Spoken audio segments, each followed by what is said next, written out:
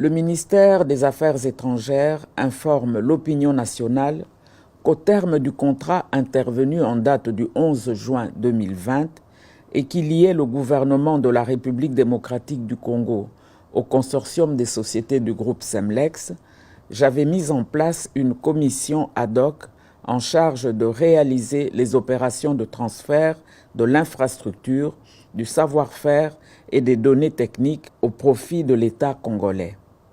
Cette commission avait aussi comme tâche d'examiner les aspects juridiques, techniques et financiers en vue de la relance de la production des passeports.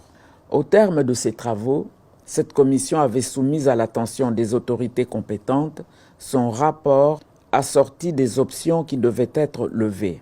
Ces options avaient été principalement présentées à son Excellence Monsieur le Président de la République, chef de l'État, qui avait donné des orientations claires dans le sens de privilégier la continuité du service de délivrance des passeports au peuple congolais, et cela à un coût réduit. Après l'accomplissement des formalités légales consacrées par la loi numéro 10/010 du 27 avril 2010 relative au marché public et ses mesures d'application, j'ai l'honneur d'informer l'opinion de ce qui suit. 1. La reprise des activités de production et de délivrance des passeports est fixée à la date du 23 novembre 2020 pour la ville-province de Kinshasa et le lundi 7 décembre 2020 pour les autres provinces.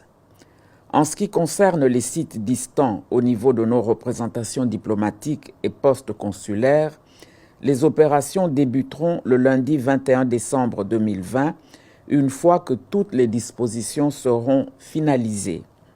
2.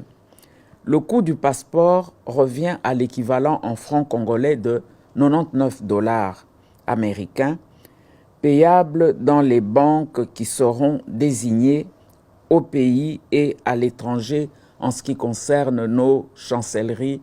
3. Les mesures barrières contre la COVID-19 seront de stricte observance.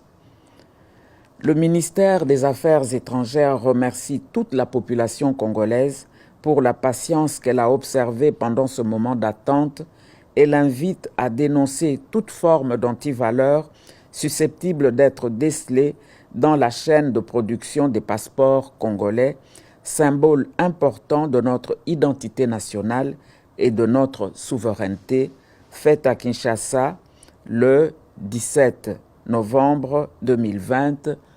Je vous remercie.